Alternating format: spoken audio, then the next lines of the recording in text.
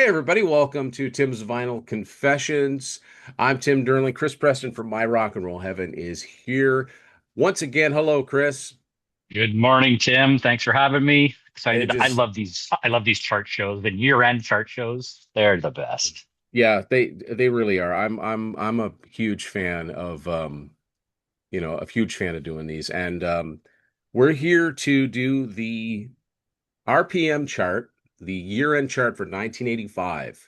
So these are the top 100 songs in Canada from 1985, from 40 years ago. I 40 picked years. Yeah, I know it's not right. It's But not. one thing that I noticed, a very, very significant thing that I noticed, and I think you'll pick up on this. When Sarah and I did the chart last year, we did the same source, RPM. We did the top 100 songs from 1984. For Right. whatever reason, there was only one Canadian song in the entire top 100 chart. It was Corey Hart's Sunglasses at Night, and it was at Wow. number 100. And that was just like, that is so weird. But I got thinking about it. Very. What happened a little Yes. over halfway through 1984 that may have made a difference? August 1984. I remember it well because I was so excited. The launch of Much Music Yeah, in much Canada. Canada's video channel. And as a result, I mean, it's not percentage wise, it's a huge difference. It's not a huge Yes. number, but this year there are 14 Canadian tracks in the chart. Yeah. Technically, there are 15, but the Yes, 15th I know which one one you're talking is a about. non. Well, it's funny because it's a non-Canadian artist, but it wasn't always a non-Canadian artist. But we'll get to that. Correct. We'll get Correct. there when we get there. I'll be honest with you, like this is a pretty good representative chart when I think back of the big songs Yes. from 1985. There are a lot of songs that to me are missing, but there's Agreed. songs that were bigger hits in the US than they were in Canada. Now, Yes. one that comes to my mind immediately is Sentimental Street by Night Ranger. That was a number 8 song on Billboard in the US. And nothing here. I think it barely cracked the top 40 in Canada. Yeah. So it's not going to be on the full chart. On the other hand, Yeah. there are songs on this chart that did not chart as high, and in some cases didn't even hit the top 40 in the US, but they Yeah, it's really did. interesting. Yeah, they did in Canada. There is one song on this entire chart that I can't think of how it goes. I You recognize the know what? title and I recognize the artist, and I'm wondering I if it's the wonder same one. Yeah. if so. I had the exact same thought last night, Tim, because I looked at this chart. I was in my peak music immersion at this Oh point, yeah. and Like there is one song. I know yeah. every song on this. There's one song, and it's by an artist that's Canadian Oh, for me, okay. and I don't. It's actually we'll talk about it immediately Okay, because so it's I kicking the so chart off. wow. Okay, so that's not the one for me. Oh, okay. All right. So okay, let's do this. So that you can announce the number one song, Chris. We're Thank gonna. you. I'll get started with the even numbers, and whenever either of us have them, we're gonna hold up the 45s, the picture sleeves. Chris has way more than I do. I literally have Yep, three. I'm guessing that Chris has all three that I have. Now, there probably. are songs on this chart that I have other singles from the same album, but not the Yeah, song that's in the actual chart. So, okay, me too. this is kind of surprising to me because I do know this song. At number 100, Montreal's Gino Vanelli with "Hurts to Be in Love." I bet you'd recognize this if you heard it. I think I probably would, but just sitting I'm here, not gonna I try don't and know. croon it, but I Don't sing do. it. No, I Don't sing won't. it. I won't put anybody through that, least of all you. But this song was the second single from Gino's comeback album, and the title song of that album charted much higher on this chart, but not in the States. It didn't follow suit in the States. He had a No. lot of success in the States in the late 70s and the early 80s, but when he came back, it was very minimal. I think this song peaked at 57 on Billboard. So it did get some play, Right. but not enough to be a major song. So yeah, starting off the chart with a Canadian artist, Gino Vanelli, "Hurts to Be in Love." And so now we'll turn it over to Chris for something surprisingly low. Yeah, this is weird. So a couple quick comments before I announce this one. This is a chart that I noticed. You'll notice a few things too. And in the US, it was again a little bit different. This is complete pop chart. Like this is the epitome of 80s pop music, littered with soundtrack songs, which is Yeah. amazing. There's charity tracks in here. There is Yes. there is not a whiff, Tim, of any hairspray or sight of any spandex or hair metal at all yet. Zero, No, no, it was right. It was an right? in-between It's period, right? right there. Yeah, Now, exactly. there's two songs by one person, but the songs are not hair metal in the least, although he was highly Right. influential. Yes, correct. But we'll get to those when we get there. Okay, so Yeah. this is a bit of a shocker. Bit of a shocker here at number 99. The legendary Bryan Adams, Summer of 69. The B side on this one was The Best Was Yet to Come, which was from his That's previous like a night. album. Yeah. But I am shocked at why this or how this is only at number 99. And overall, I expected this chart to be littered with Bryan Adams, and it really isn't. Now, there's one song in particular that's an all-out shocker that it's not here, and that's Heaven. Because Exactly. I looked through the chart and I looked through it. I said I must have missed it. I kept looking. Yeah, No, it's just not here. And that was a number one song in the US. So it's weird, eh? fascinating. It's fascinating. Doesn't make a lot of sense. It's funny, just as you were mentioning the soundtrack thing, I just real quick, I'm just going through Oh, and counting the songs that are there's oh, let's put it this way, there's way more songs from soundtracks than there are Canadian songs exactly. in this chart. So far I'm at 15, so we've already surpassed the Canadian 16, although some are Canadian. Let's see, 17, and I'm probably missing some because I'm just doing this really really quick. I Oh, get there's se- so many. I get 17. There's probably more, but that's a lot. That's a That's a lot. lot. Yeah. So let's keep going at number 98. A perfect example of the power of much music. This is an 100%. artist that, I mean, brilliant musician, brilliant songwriter, brilliant showman, Yep. singer. Um, just did not make an impact in the US. I have read that his albums weren't even They released in weren't the US. available there. Yet I've seen US versions of his albums, but that doesn't mean there were that many of them. Yeah, that's a good point. So most people think of this guy as the singer from Styx now, Yep. but in Canada we think of him as simply Gowan. But you can call him Larry. Um, yeah, You're a Strange Animal. That's from his Strange Animal album. His second album. I didn't know for probably a couple years that he had another album out Me before too. this. But I I love this mean, song. anyone our age that grew up in Canada, automatically you've got that hook of that song in your head. The And the video, video, the the vi- video. but the videos were cool, but they wouldn't have meant a thing if it wasn't a great song. It's so catchy. It's It is. just It so really catchy. And is. the odd thing is that now he didn't play on the song, but he's in the video. Lawrence Gowan's brother Terry Gowan is now the bass player in Styx as well. So there's two That's Gowan wild. brothers. Um, so yeah, great song. In at 98 for the year. Hey, Tim, should we point out these first three songs if you're looking at these charts after anybody watching? And I encourage you to go look up this stuff on the internet if you're a chart geek like Tim and I. But the first three songs are Canadian artists, and you'll notice on the chart there's a little circle with the MAPL Yes, yeah, logo, which is a very interesting CanCon yeah, thing put in place by the government to yeah. support Canadian artists. If you had them blacked out, music artist, lyrics, producer for You the only needed half of it abbreviations blocked out to to count, be. and there's a couple of It's examples of coming it up. coming Yeah, up. Now, oddly enough, I'm pretty sure that Gino Vanelli self-produced, or he and his brother Joe Vanelli produced, but this is probably why it's not filled in. I don't know this for sure. They probably didn't record it in Canada, and that that's it. therein would lie the difference. Now, oddly enough, Bryan Adams in the middle there, full CanCon, he was one of a victim. He was a victim of the CanCon Oh, ruling the in wars. about Yeah, 6 years, and oh, he was mad.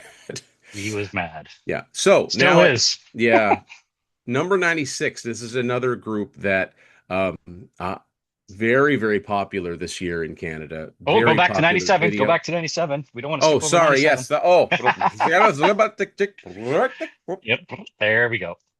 One of the biggest albums of the year.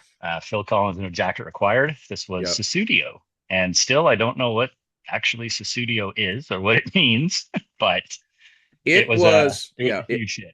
My understanding is that he was experimenting with I don't know, sequencers or drum machines, and it was studio, Ah, it was a sound that it made. right. Yeah. So there you go. But I mean, man, I mean, yeah, 85. Phil Collins, well, we have not seen the last of him, and we No, would we have not not. for another 6 or 7 years in the chart, too. He Um, ruled the 80s. yeah. At number 96, we'll get, yeah, like I did before, a little premature, but this was a group that was very popular in Canada, did not do Zero in anything the in US. the US. The Parachute Club, led by vocalist Lorraine Segato, At the Feet of the Moon. And that automatically, I get that song in my head. I can picture the video. Like 1985, I was like basically, as the British would say, switched on to popular music. I was paying Me too. attention. So the whole year, I'm like intaking all of this stuff. This was a huge song and a huge group in Canada. They had two or three hits. They'd Rise Up, and then of course the next year they would collaborate with John Oates, Right. but just didn't just didn't make that south of the border thing. But the title song from their album At the Feet of the Moon, number 96 for the year of 1985. Right. Coming in at number 95. I'm shocked I don't have this is one of my favorite albums of 1984 and one of the biggest albums of the 80s. And I don't have any singles from it, which is really weird because I loved this album. I played it to death, and it's the title track from Bruce Springsteen's classic Born in the USA. Massive hit for him and a great video. And the song is very misunderstood in Very terms of the misunderstood. meaning. Yeah. Yeah. And Great song. it's one of just a handful of songs I can think of that has a drum solo in it, like big popular songs. Yeah, Like Max Weinberg beats the crap out of his drums at the end of this. Uh, exactly. yeah, number 94. Now, here's an example of a song that has some Canadian participation, but not enough to qualify as CanCon.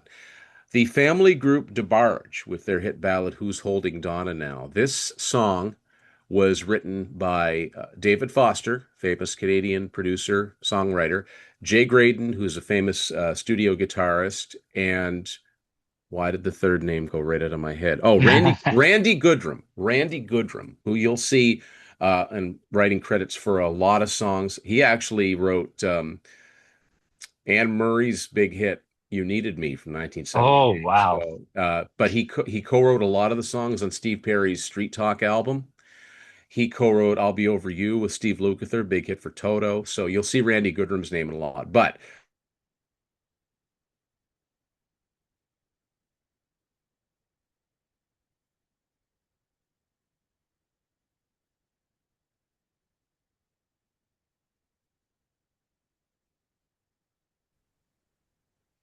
Oh, there we go. Now you're I back. do believe we froze. Where did I cut off?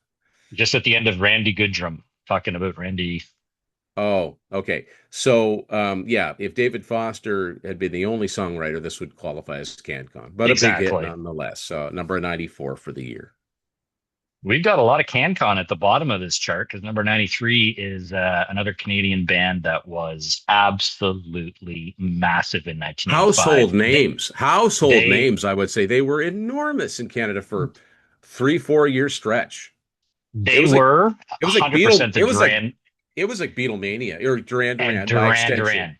Yeah. Exactly. And I remember going to it's one of my first concerts was Platinum Blonde with Honeymoon Suite in North Bay, Ontario at the Wow. arena there. And you couldn't hear them play. The screaming girls were so loud. You couldn't Yeah. hear what Mark Holmes was singing. This Yeah. is, I believe it was the second single from their Yeah. Alien Shores album, Yep. Situation Critical. A little bit of more of a rocker for them. Yeah. Yeah, they were enormous here in Canada, could not get arrested in the States.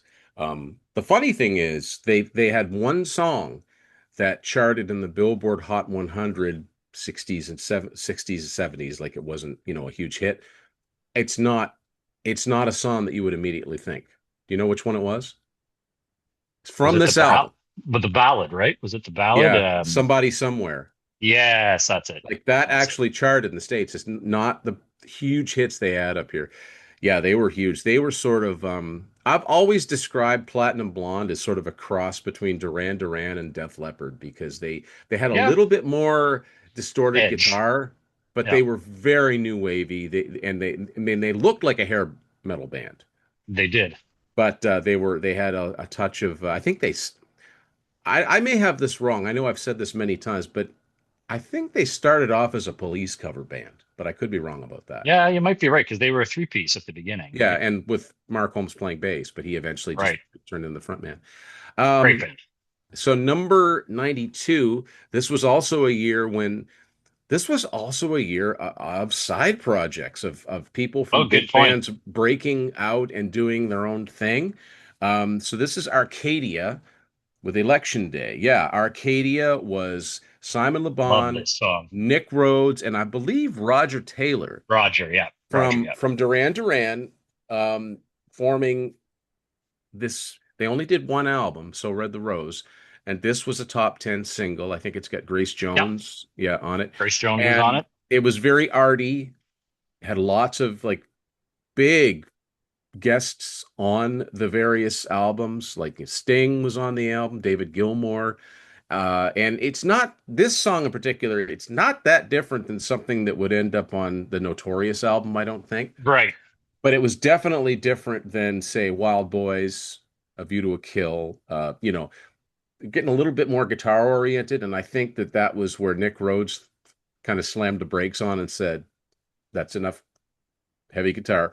Uh, Yeah, exactly. Well, Nick and Simon were very like the New Romantics phase, right? And yeah, very, they were very Roxy Music, very yeah. like, yeah.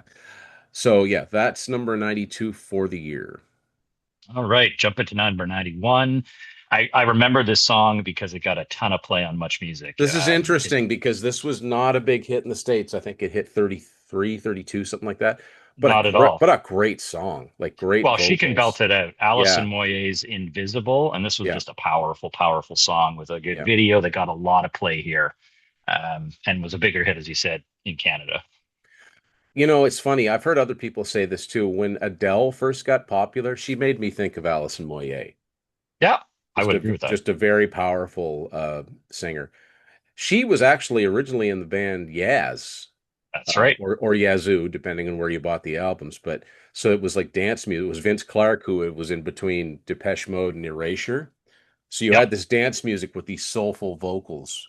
Um, it was like "Don't Go," and there was one other song that was called "Situation" that Yeah, they and had. a couple hits here. Again, not in the Yeah, US. yeah. So at number 90, so we've got another song from an album I already talked about. This is probably one of the shortest songs. I think this is just a little over 220 two maybe? minutes. Yeah. Yeah. Um, that opening lyrics a little questionable nowadays, Yeah, yeah. a really interesting.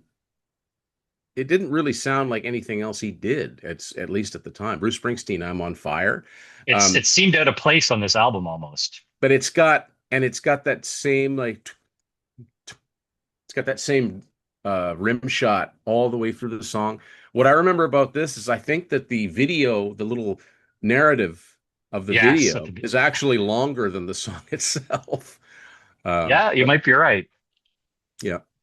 All right. So over to you. Awesome. That again, as we're just going through this countdown, like all these songs, I immediately picture the videos. It's Yep. unbelievable, Yep. unbelievable. But Yep. yeah. Anyways, number 89, artist that I really enjoyed. Still do have a couple of his albums. Howard Jones. This is Things Can Only Get Better. I've got this album, and this was Howard was fairly big in the UK even prior to this, but this album really launched him over here. He had some big hits beyond this one, but this is one of my favorites, more upbeat. Yeah. This is the first song I think most people over here heard from him at the Yeah, time. Yeah, good point about the videos because if I was to look back at that 84 chart that Sarah and I did, I bet I know a lot of the videos, but I probably didn't know as many of them in their time. I probably saw a lot of them yeah, after the fact. These are ones I remember seeing on TV. Exactly. Video hits. For instance, this song here. Number 88, Oh yeah. Duran Duran and the Wild Boys, which was a 12-inch single, which was Yeah, the 12 inch. lone studio song on their live album Arena, Arena. which I used to have a big poster on my wall of the Arena album cover with the blue Yep. background. Yep. Um, Great cover. this was, I really liked when they did get a little bit more guitar Oh, oriented in this it's song. so good. But this was one, there were so many videos at this time that were sort of post-apocalyptic. That's And right. this was definitely one of them. And of course, famously, Simon Le Bon was drowned because he was on that spinning That's thing right. and got stuck underwater. But great song, very rhythmic. The drum, Yeah. really It's cool. this I really if liked you that direction. They didn't stick with it though. they should have, but this song, if you get a chance to see them live, this song live is unbelievable because the guitars are even heavier Yeah, and they do a whole long intro with the lights. Anyways, that's probably my favorite Duran Duran song. it's very cool. Yeah. Number 87. I have this album, but not the single. It's the Eurythmics from their album Be Yourself Tonight. And this was, I believe, the second single, There Must Be an Angel. Great, great song. This was This obviously band was huge at the a time, too. way, but this was obviously a way bigger song in Canada because I think in the US this was somewhere in the 20s. I Yeah. remember hearing it, but I don't remember hearing it as much. But in Canada, obviously it charted much higher. This has some Stevie Wonder harmonica on it. Yep, exactly. They were so big in Canada in the mid 80s as compared to the US. And I remember, hearing this one all the time. Great song. Yeah. Number 86, this is interesting. This is a song that only peaked at 48 on Billboard, but was a top 10 hit in Canada. Bronski Huge. Beat and Small Town Boy. In recent years, this music has been used in a commercial for who I can't Yep. remember, but I do. It's you know who it is? It's Scotiabank. That's right. Yeah, so it's very Canadian. But yeah, I think it's better known now than it was in its time, at least in the States. But I remember seeing this video like early '85. Yeah. I didn't quite understand it, but now I do. Very, Like very groundbreaking video at the time, very right? groundbreaking video. Like I just thought, oh, this kid went to the big city and got beaten up. Okay, but Yeah. there's a lot more to it than that. There's a lot more to it. Exactly. But good on him. It's a great song. Yeah, From Here's our first, I believe, movie soundtrack song. And yeah, I think so. Yeah, it's from an iconic 80s film that I don't know one single person that doesn't think or doesn't love it. And it's Miss Cyndi Lauper. yeah, And I've got the picture sleeve, which is really fun. The yeah. Goonies are good enough. And remember this music video, Tim? Like Oh yeah. this was epic. It had Which the one? Which wrestlers. one? Well, that's right. It Remember that it was the had a full sequel. It was the extended first time they one. had it had a sequel. Same song, but yeah, they actually continued the story, which was, I mean, that was, I'd never heard tell that before. Maybe it had happened, but that's not something a lot of artists did. There were songs that had two videos, but not a Yep. lot of them were sequels. Right now, off the top of my head, the only other one I can think of is Richard Marx's Hazard Oh from like yes, that's right. 91. Yeah. That's right. Um, Number 84, great pop song. This was a band that was had a really successful run. They were kind of Oh getting man, near the huge. end of that run, but the album Emergency had a lot of hits, and this was one of them. Cool and the Gang with Fresh. Just pop ear candy. And I love the title track Emergency. It's just Yeah, killer. that's a lesser known. I love Misled. Got a little Oh, guitar in that's a it. good one too. That's Yeah. a great, I've but got the cassette still. that would have been like the year previous, I think. That was like one Yeah, of those. exactly. Number 83, continuing along the movie theme. I can hear this in my head, the Dun music for dun it. dun dun dun Yeah. dun dun dun. So you had mentioned this Canadian icon Yeah, earlier, Mr. David Foster, yeah. and he composed the number 83 song, the love theme from St. Elmo's Now, Fire. now this is interesting because I never thought about this before, but the L's not filled in, but it's not like the lyrics were written by a non-Canadian. There are no That's right. lyrics. There are So near it lyrics. so if you've written the entire composition, then it should get filled. It's So just here, and this just made me realize here's another interesting fact about this chart. There are, I think, three songs on here that are instrumentals. Yes, So and there would come a time where that just didn't happen anymore. exactly I think maybe Kenny G was one of the last artists to score legitimate hits with instrumental songs. correct. Number 82, another song that Oh, only charted like 30, somewhere in the 30s in the States, but was it obviously a was bigger huge here. song in Canada. Opus, I believe they were German. Yeah. Uh, and the song "Life Is Life," na na na na na, like Da-na-na. I Yeah. get to hear it in my head, like huge song, but not in the States. Yeah, No, yeah, they didn't make a lick of success in the States. yeah. Number 81. So this is a band that had one of the biggest albums of the year.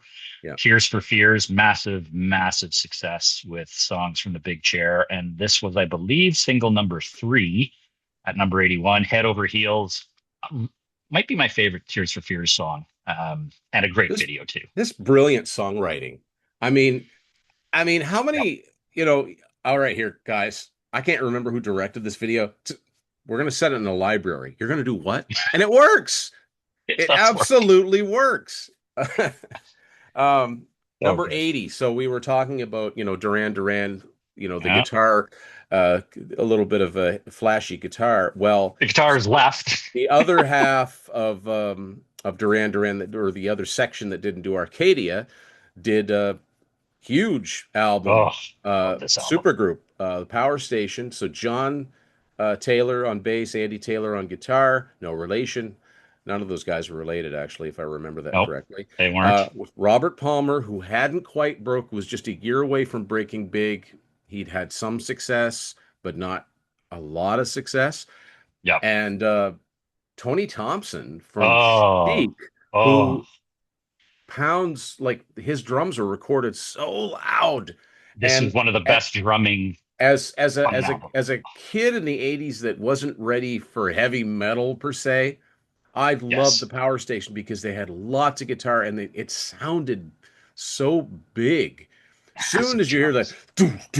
do do do like percussion mania, and they added stuff like like the dun Yep. dun dun dun. What a cool song too. Some Like It Hot. Yeah, And huge hit. Yeah. there's the band on the back and the late great Tony Thompson. But one quick side note too, on this single, one of the band members listed is the producer Bernard Edwards, Who who's was actually who I believe was the bass player in Chic. yes, So correct. these Yep. guys, it's funny. It's kind of like, the whole disco backlash lasted through most of the 80s, but yet, so like the Chic guys, Oh, not like Nile huge success. Rodgers and Bernard Edwards, and I mean they had work. I mean, there's other songs in here that those guys participated in too. Yep. Just like the Bee Gees going into like more songwriting and having other people do their songs. Very smart. Um, Great song. And another the Power Station videos were so memorable, and I'm a bit surprised their other single isn't on this chart, but it should be. Yeah, Should have. there's another example. That's definitely I would have thought they would have both been, but who knows? I don't know what the Who knows? criteria is for these. Exactly. We'll have to find out. Yeah, If anyone knows, leave it in the yeah. comments. Number 79 from one of the biggest albums of the 80s. And this was the first CD I ever owned.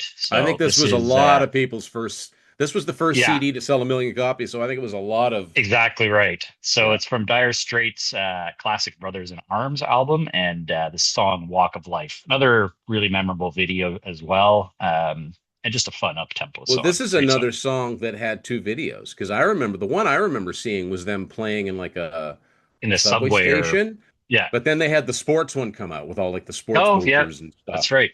I think that was the That's right. American one. I Yeah. think that was the American one. But yeah, Brothers in Arms, I think it just the timing was such that it coincided with the, CDs really starting to make a dent in the, popular culture.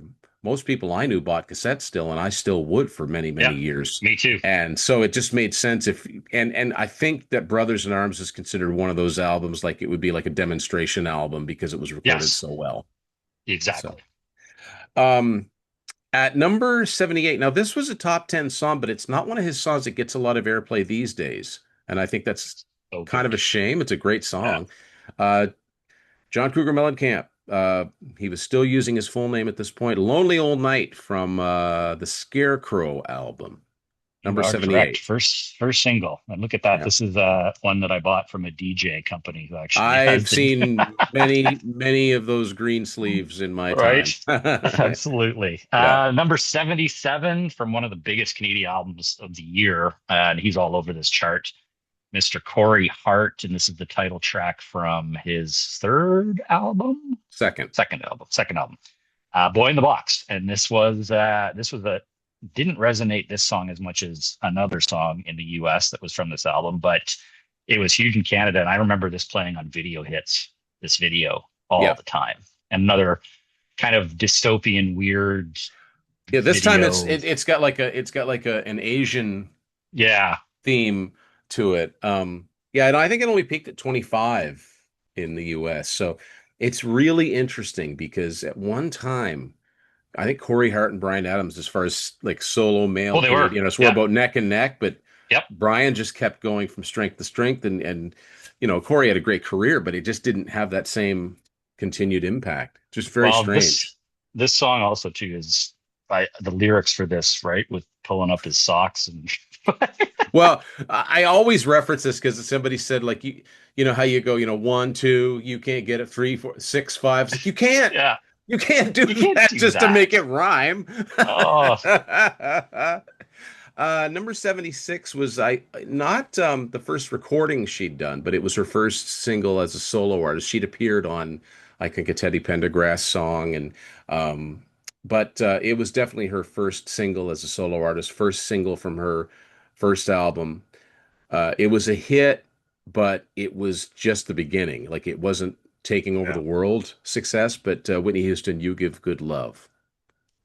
Kind of an great unassuming, song. kind of an unassuming like R&B song, but very soon it would be like, okay, she's going to be one of the biggest stars in the world here very soon. You could hear it. You could hear Yeah. it. Yeah. Rolling in at number 75, lead single from the self-titled album from Heart. What About Love? What a great song. And this was the beginning of their massive comeback from this self-titled album. One of my Yeah. favorites. This is the original copy I bought in the old Capitol Records sleeve. Yeah. And this one qualifies as 50% CanCon Yeah. because it was written by Brian Allen and Jim Jim Balance Balance. Yeah. and Sharon Alton from Toronto. Right. And Toronto originally recorded this song. Correct. This was the first I'd ever heard of this band, Heart. Yeah, me too. I remember thinking for some reason that was a weird name for a band. You can't really, they're just called Heart. There's no other words to go with it. And that's a single I got to get because if I'm not mistaken, that actually has a song on the B side called Heart of Darkness that's never been on one Mark, of their albums. you are Um, correct, sir. I've got I've got three out of the five picture sleeves from this album, but that's not one of them. Me too. Yeah, Me and too. this was the band we were referring to earlier because when Hart first started recording, they were, I guess, as based out of Vancouver as they were Yeah, of Mushroom Seattle. Studios. Mushroom So Albums. so all of the songs like Crazy on You and Magic Man and Barracuda are still to this day considered Canadian content. After that, they weren't, but this song is because of the songwriting. So Exactly. yeah, and I like I've talked to people like in the UK and in the States, they think it's the strangest thing. And I'm like, well, it kind of is It because is. they have nothing to compare it to. So number 74. This is the song that I can't think of how it goes. It's I this one. would. I could sing you the melody, but I won't. I Oh, won't but butcher I it. definitely know the vocalist. I'm just really surprised because this is not one of her signature songs. Laura Branigan and Tiamo. Um, The I, late I great Laura Branigan. obviously this was a bigger hit in Canada because I don't think this was a big hit in the US. It's not one of the songs I think of from her. But yeah, number 74 in Canada for the year. Number 73, great UK act. They had a couple huge years where they were putting out some really amazing music. This is the Thompson Twins and Lay Your Hands on Me. Great band, great song. I liked this one because it had a little bit more guitar in it. Yes, And if I'm not mistaken, this was a Nile Rodgers production, but I could be wrong about that. I believe so. I believe you're Yeah. right. Yeah. Number 72, this was the follow-up song. This was her second single, Whitney Houston, Saving All My Love for You. This was a really big hit. Big hit. Now, if you read the lyrics, this is obviously about her being with someone who's involved already in a relationship, and it's only been in recent years that I realized who that mystery man was. Do you know who that she's singing about? Well, I don't know if it's right, but I was going to say Bobby Brown, but Oh, I no, could be wrong. no. Member Nope. of a Okay. very, very famous musical family. Oh, one of the Jacksons. Yeah, Jermaine, Oh, apparently. I didn't know that. There's a Yeah, little tip for you. yeah. So there you go. Too funny. Number 71. I have come to over the years absolutely love this artist, and I'm gonna say she's a guilty pleasure. I have her greatest hits. This song was massive. It's Sade, one of the best voices in music. Yeah. Smooth Operator. As smooth as the operative word. I mean that Oh, voice is smooth just it's like butter. but I was just Like gonna say that. it's and that saxophone line. Oh, This was very sophisticated for pop radio. It really was. I don't absolutely. think I realized it at the time, but yeah. Yeah, her music has aged very well. Yeah. Um, at number 70, another Oh boy. big soundtrack song. You know, I've never actually seen this movie, but then again, I can say that about a What? lot of classic movies now. I just never I'm did. But stunned. this is an artist that's interesting because he was kind of a one-hit wonder twice. He was a Yes. one-hit wonder as a member of Kajagoogoo, and then he went Too solo. shy. Yeah, with never the title song from the movie Never Ending Story. Lamal, I could never remember his first name, but his it's an anagram of his last name Hamill, and the only name that ever comes to mind is Mark, and I know that's not it. No, that's not it.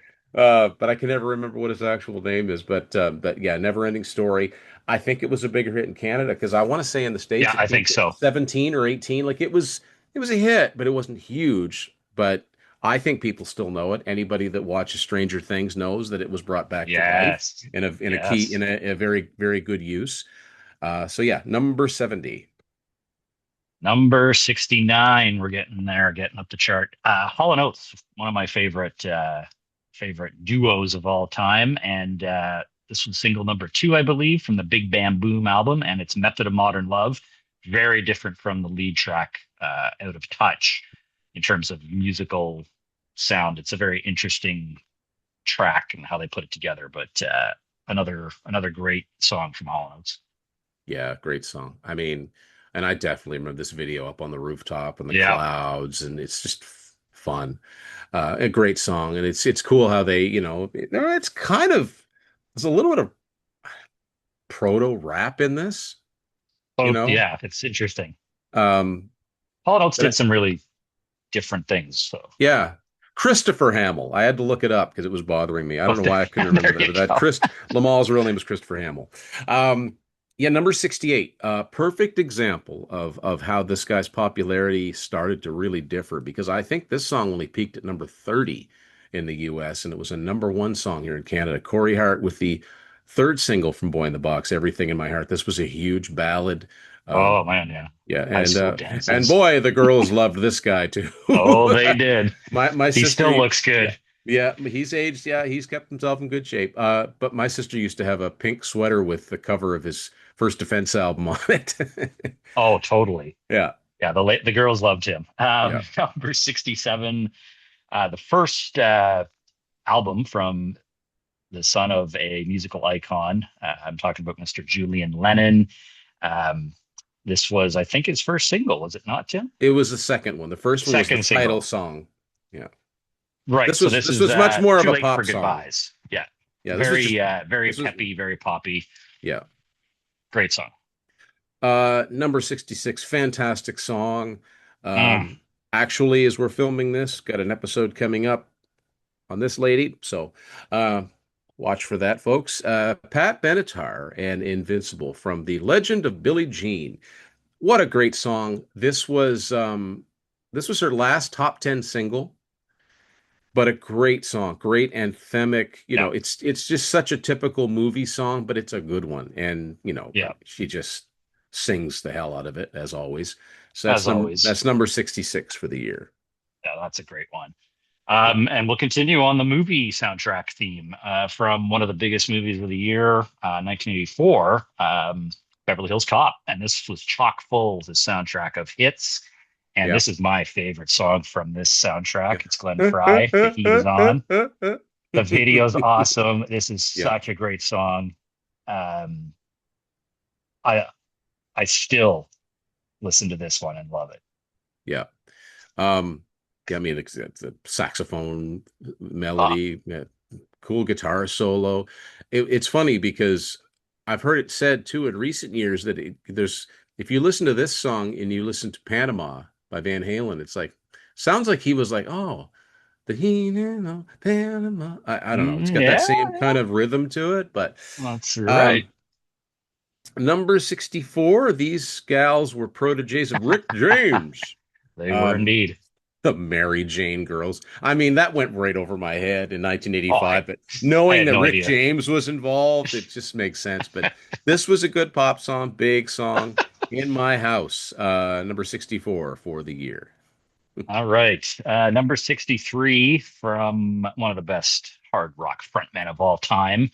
Yeah. His coming out party as a solo artist was this EP, Crazy from the Heat. And it's Mr. David Lee Roth, of course, with his cover of the Beach Boys' California Girls. Yeah. I Look at like the Dave's. the huge the monitors there. Was that from the Yeah. video? No, That no. I don't think I, that was in the it was in the video for the just a next Gigolo. song. Yeah. Yeah. Yeah. But this is a great cover. And again, if you're talking music videos from the 80s, come Yeah, on, it's one of the most gotta be iconic. yeah, you have now entered the sunlight zone. Yeah, and this was his Oh, biggest hit Dave. as a solo artist, went all the way to number three in the States. I don't know how it didn't in I want Canada. to say it might have gone to 2 or 1 even here, but Yeah. I'll have to look And that up. it's got background vocals from I want to say Carl Wilson of the Beach Boys and also Christopher Cross. So those high Oh, well, harmonies, there you go. some professional help on those high harmonies.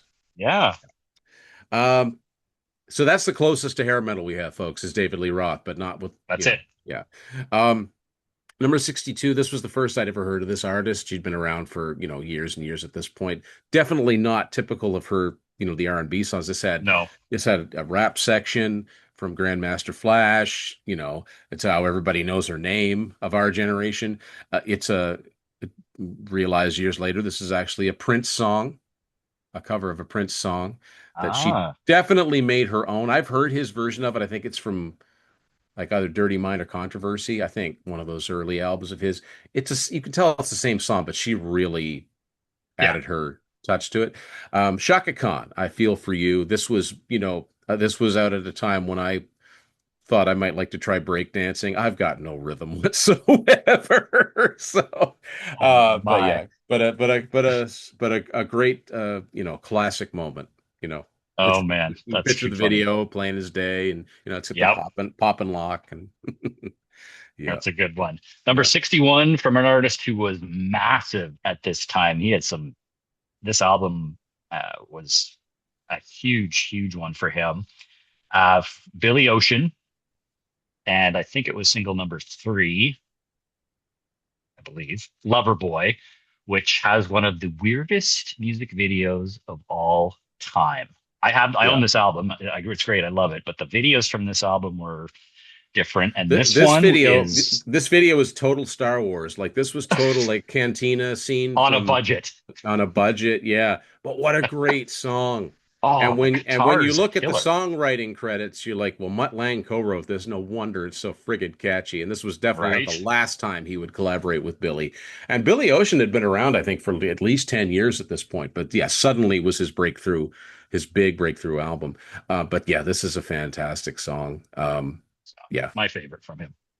Um, at number 60, now this is weird to me. I actually do have the single to this. David Oh, Lee there we go. Roth, Just a Gigolo, Ain't Got Nobody, medley of two very, very old songs from Yeah. like the 20s or 30s. Like Louis Prima, I think, was the artist. He brought it back for, a modern, it just showed that Dave, his musical depth. There was a lot, he knew his stuff. But this song wasn't nearly as popular. It didn't I chart don't get nearly as it. high as California Girls in the States. California Girls went to 3. This one only went to 17 or 18. But maybe in Canada it was another story. But what really survives with this, I mean, it's a great song, right? It's a great Yeah. medley of songs. But the video was him sending up, Billy Idol and Boy George and like and making fun of himself. But Of course. the whole Dave TV. You know? Um, it's really odd that he did not sustain a successful solo career because he was such a character. He I really think could it, have. We laugh because you watch the Hot for Teacher video, but he could have been a game show host oh, 100%. or a Absolutely. But variety the thing show about host. He Dave, could totally have done that if he didn't want to, make music. the only thing I'll say about Dave's solo career is I think he lost me a bit too. He was just a bit too campy and right. Like it just, he went a little bit too far over to the like, I couldn't take him seriously. Yeah. Anyways, but Yeah. I But yeah, digress. but that one's at number 60. So between the two of us, 60. we've got the two singles from his EP. Exactly. Yeah. Number 59. I was obsessed with this song when it came out. Animotions Obsession. This is the dance remix 12-inch single. I do have the 45 as well. Another one that the video is iconic in that I can picture every scene in it. But Yeah. this is just a fun, catchy dance song Yeah. with some actual, like, there's some guitars in here and stuff. So, Well, I didn't know that until like many years later, but if you let this song play out, there's some ripping guitar yeah, solos. yeah, But yeah, now shocker. this was a huge song in the States and in Canada, but here up in Canada, it also has the distinction of being we think, oh, it's time for fashion television with Jeannie Yeah, Becker. that's right. That's right. Only people Forgot in about that. Canada will know that. All Yeah. right, so here's an error as printed on the RPM chart because this song is listed as being by Huey Lewis and the News. It most definitely is not. At number 58, from another EP, which was strangely titled Volume 1, and that's all there ever Is was. it? But the Honey Drippers with Sea of Love, Honey Drippers being, of course, Robert Plant, Jimmy Page, Paul Schaefer, a bunch of studio. Yeah. And so their cover of Sea of Love, which was originally done by Phil Phillips, was an enormous hit. My parents liked this, you know what I mean? Like, Yes. this was just such a huge song. I had no I don't even think I'd heard of Led Zeppelin at this point, Oh, I and I hadn't. couldn't have, and at this point I couldn't have told you who was singing. Nope. But Neither. it wasn't until he put out, it wasn't a big hit. I love the song, but it wasn't until he came up with Little by Little that I put two and two together. I'm like, oh, he he sings the Honey Dripper songs. But yeah, number 58 for the year. And this wasn't even originally supposed to be a hit. Rockin' Oh, at Midnight was yeah. the And I single, and really like this that got one. played. That one's really fun. That was a Well, it's minor a hit that fun came out after. throwback. Yeah. But Sea Yeah. of Love was like, and I think Robert Plant was like mortified because he's got this huge hit and he's crooning, right? But I That's mean, it right. just shows he could sing anything. Um, Absolutely. Absolutely. yeah, All right. We're continuing on the soundtrack theme, but we're switching over to TV soundtracks, which, yeah, hey, this is one of that's the biggest of all time. that speaks to the popularity of this show. Well, that's it, right? And so And this we're is not even done with it. There's more in the nope, there's chart. more to come. Yeah. I've got the single for here we go. Glenn Fry, who actually appeared in an episode of Miami Vice. This is You Belong to the City. Another great sax piece in here. Oh And the B yeah, side is actually Smuggler's Blues, which was featured in yeah. Miami Vice as well. He understood the tie-in thing. Like he was really smart Yes, that way because really it's smart. almost like I knew nothing. I mean, I'd heard of the Eagles, but I don't think I'd ever heard any of their songs at this point. Oh, But he me and either. Don Henley both were really smart with the decisions they made as far as videos and their musical direction this Absolutely. this particular time period. Now, the next song is interesting because it's one of a handful of big hits from the 80s that, to my knowledge, didn't have a video. This Nope, was it did not. one of several hit singles from her second album, Like a Virgin, Madonna, and Angel at number 56. Number 55, artist we just talked about, the title track from his breakthrough album. So it's Billy Ocean's Suddenly, the ballad on Yeah. the album. It was a big, big, big hit as well. I know I've talked about this before, but I have to mention it because it's so tragically funny. The following year in 86, Billy would have another big hit song with There'll Be Sad Songs to Make You Cry. So, Hmm. the story behind that song is that it was written because somebody knew uh, would always cry when they heard a particular song because it reminded them of their ex. Turns out the song was Suddenly. Ah, So wow, that's wild. it's like really meta, right? Um, That's crazy. at number 54, this is a song that was Oh immensely boy. popular.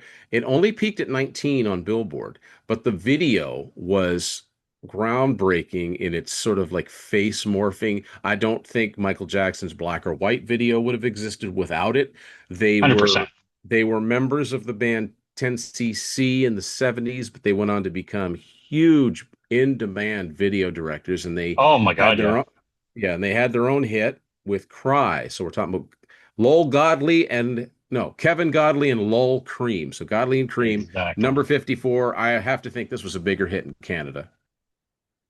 I agree. I think so. And you know what the other thing about the video is too is I loved it when this came out and it was great, but I had no idea which of those people were in the band, like who the Cosby and Creme were. Like of the people in the No. video, he was like, which one? Who are they? Um, and at one point I'm like, is that Rick Moranis?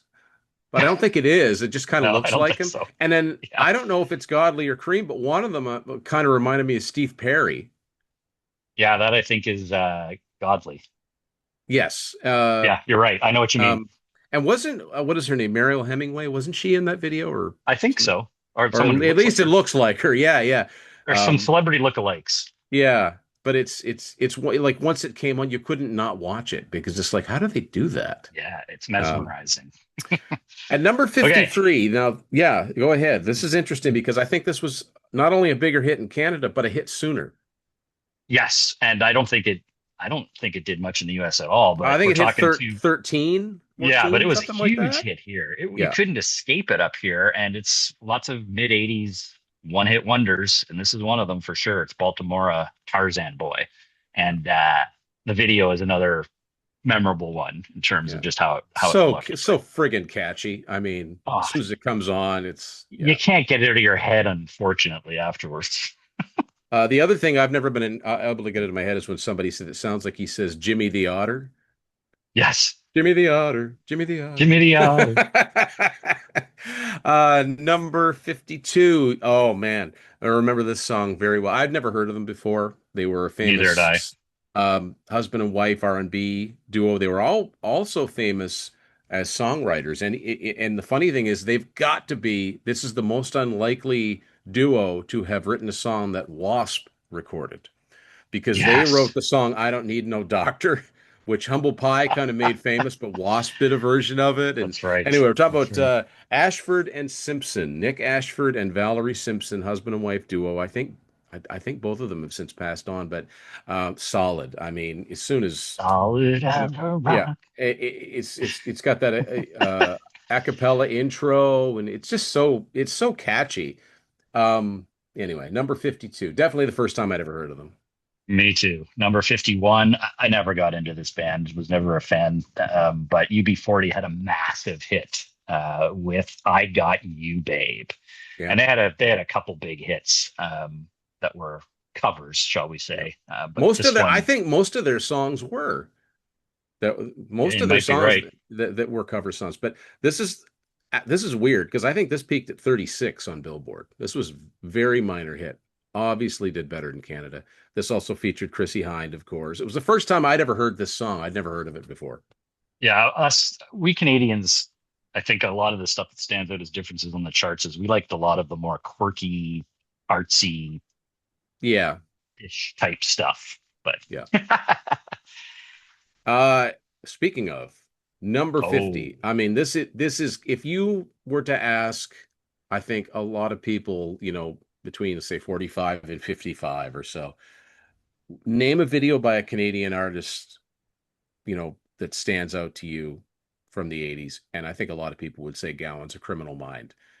It was agreed. so I was actually it actually kind of scared me a little bit, but I liked it at the same Yeah, time. yep. It was weird the whole, It's a little dark. the Yep. glue on the mannequins or whatever that was. And the very part at the end was like, I am the comic book come to life. But what a utterly unique song.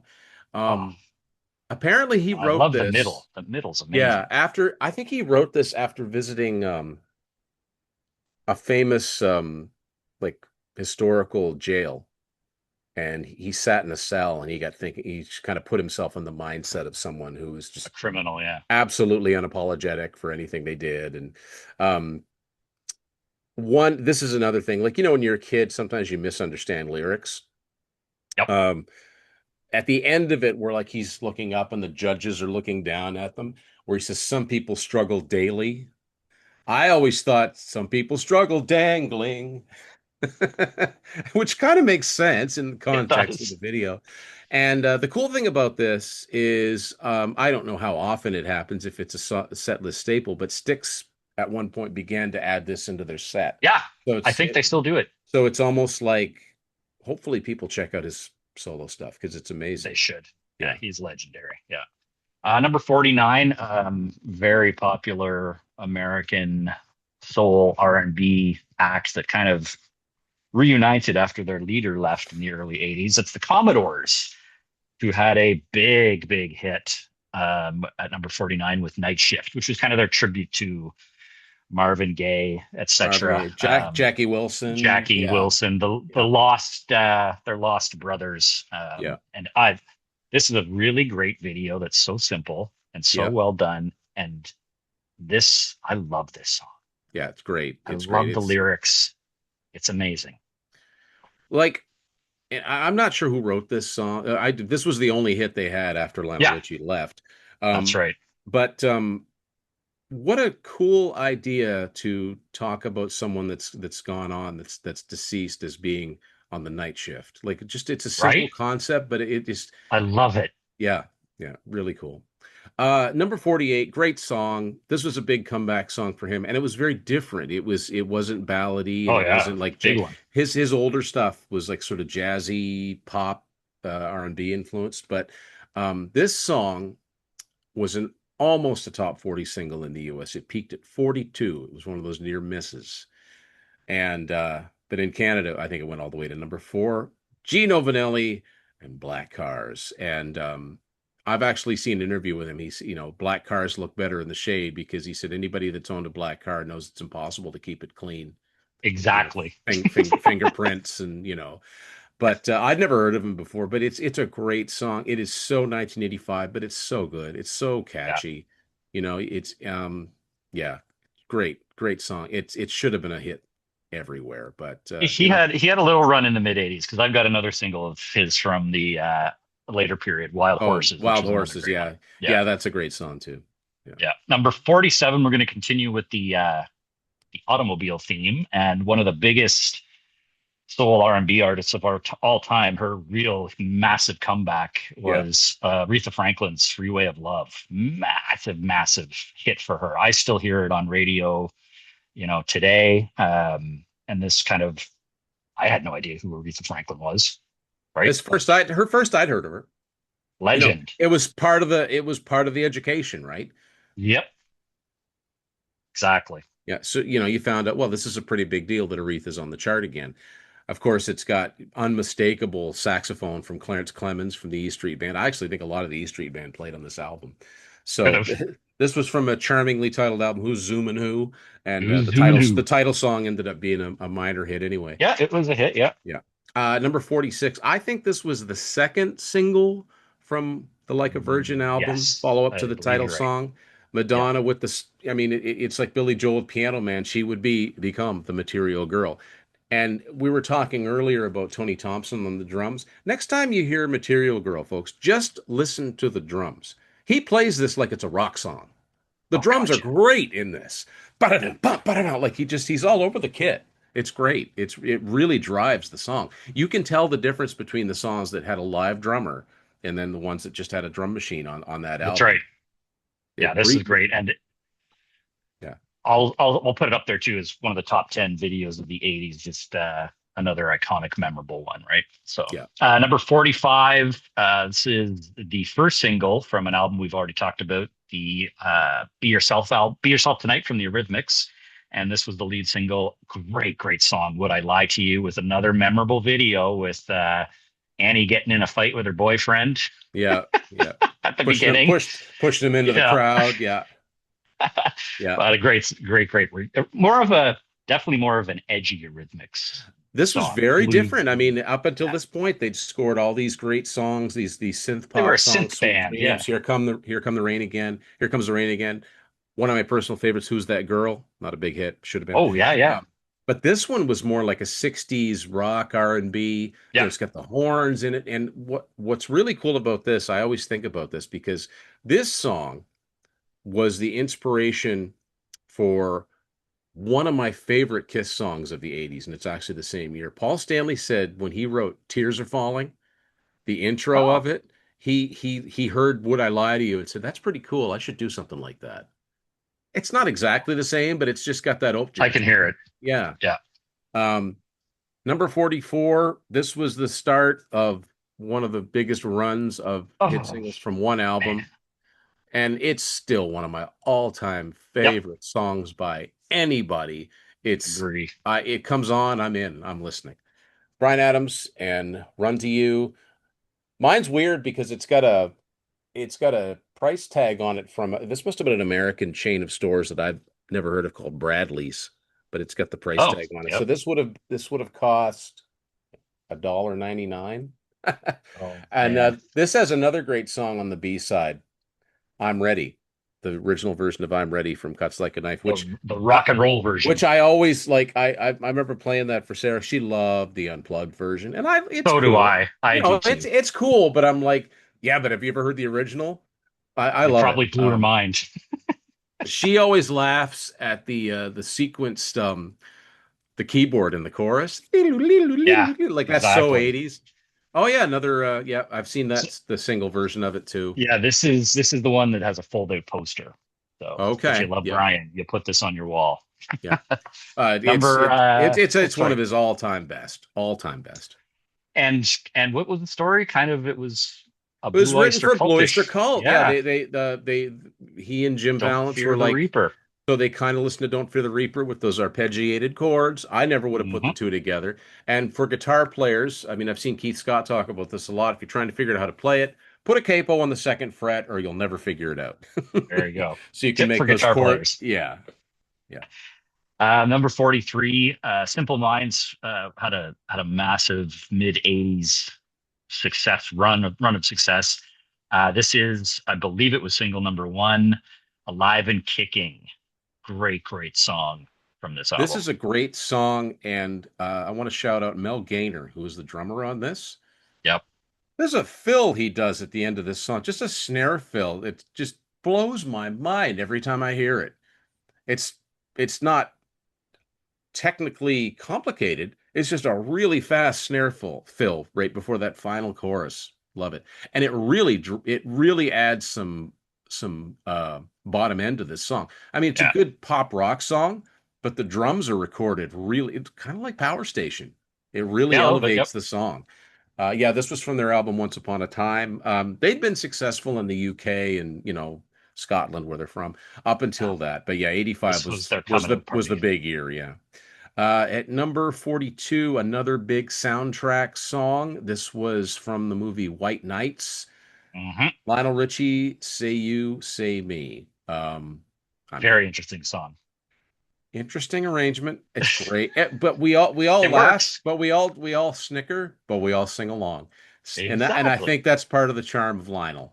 It's like he's in on his own joke. He Oh, he's knows. so fun. He's so fun. Yeah. I'd go see him in concert if I Me could. too. Me too. Yeah, yeah. He's had a little bit too much work done lately. He's like A one of those little people. bit. He looks, Yeah. people that get the work done to their eyes. All they do to me is look permanently startled. But anyway, You're so right. Number 41. So a very huge 80s band, late 70s, early 80s band broke up. We're talking about the Police at and the their peak of their leader. popularity. At the peak, they just went, they couldn't get Yeah, along, and yeah. Sting went solo and he released The Dream of the Blue Turtles. First single was If You Love Somebody. I didn't like this album. I was a Synchronicity guy. I didn't like the way he went with this, but this was a huge hit and a huge album. Yeah, this was the first. It wasn't the first solo single he'd ever released, but it was the first No, one but he'd yeah, officially come out with. But yeah, very different from the Police. And but looking back, it was actually the closest he ever sounded to the police Yeah, because that's you're right. yeah. Number 40, I mean this was, the Oh, era of the benefit singles, and this one it was the was. first, written by Bob Geldof and Midge Ure. Band-Aids, Do They Know It's Christmas? Still to this day gets airplay. And what I find interesting about this, and also another song that we'll be talking about, is when you watch the video now, there are most of the artists, you recognize them right away, but there are some you're Yep. thinking, now, who was that again? Yeah, for Because sure. either they weren't that popular in North America or they aren't that popular anymore. Most of Exactly. them, though, I mean, George Michael, Boy George, Simon Le Bon, Sting, Bono. Uh, I mean, that's before U2 were really big at this point. Of course, you get Yeah, you're right. Phil Collins on drums. One thing I always found interesting about Do They Know It's Christmas is that Kool and the Gang's in the video. And Right? all I can figure is they must have been touring England at that time and just I ended would up in the guess. studio. But there you go. But there's some good examples of bands like I have no idea who Status Quo was, but the Status Quo guys in Status here, Quo were like a huge, huge like Igneous fan. bluesy, Yeah, like some other stuff was like bluesy hard rock. They were massive in the UK and in other parts of the world, but not in North America. this Tim is the single I bought in Woolco Oh the wow. week before Christmas in Yeah. 1984, and like I even wrote my name in the back Oh, there there. you go. Yeah. Yeah. But it Um, is beat up to hell. But that's my original. I remember vividly buying it. $2.49. yeah. And this, of course, eventually led to the Live Aid concert in July 13th, 1985, Right? for famine relief. And that's the first, I think they're all here, Yeah, of they're all here. three songs that were on the same album. But yeah, I digress. Okay, number 39. I'd just rather skip by this, but we'll have to talk about Oh, come on. it. It's Frisco Jones. Frisco Jones from what? General? No, Another World, General uh, Hospital. Eh, I think it's Another World. I think. yeah, He so was Mr. also Jack on, Wagner, what else? What was he on in the 90s that was a big show? Melrose Place, I think. That's right. That's right. Yeah. So he had a huge hit with all this ballad, All I Need, which is so syrupy, saccharine. Anyways, it was a There's a big, big hit. there is a funny story behind this, and you probably know it. I didn't know it until I read the Heroin Diaries, Nikki Oh, Sixx's book. So that's right. who was it that he was dating? Vanity. Vanity, that used to date Jack Wagner. Yeah, But Jack Wagner had this huge song called All I Need, which is why Nikki wrote You're All I Need, that's right. which is a ballad, but the lyrics are totally twisted. Dark, And very dark. yeah, yeah. So anyway, that was in response. Yeah, Nikki had a I'd like to little know if they ever heroin met. party with I'd like to Vanity. know if they ever met, like Nikki and Jack. That would be funny to me if they ever It mended would fences. be. uh, Number 38. This was another song that Wow, what a was weird song. was a bit of an education for me. I think I'd heard about the Vietnam War. Yeah, vaguely. Oh, you froze it. Your face is going. Paul Hardcastle. He was, I guess you could say he was probably like somebody nowadays, like a Calvin Harris or Yeah, I guess so. Yeah. Mick Ronson, somebody like that. But yeah, this was a huge hit in the States, but it was definitely Big unique. The here. video got a lot of play. I remember seeing it A on lot of video play. hits. And yeah, the Vietnam War was weird to me because for several years I always thought of it as being a 60s thing. But when I found out it went all the way to 1975, for some reason I was like, you Yeah, mean that was still going on when I was born? Like that was just weird to me because I thought it was all over and done, and I still don't really understand what it was about. But let's not go neither there. do I. No, let's not go there. Number 37.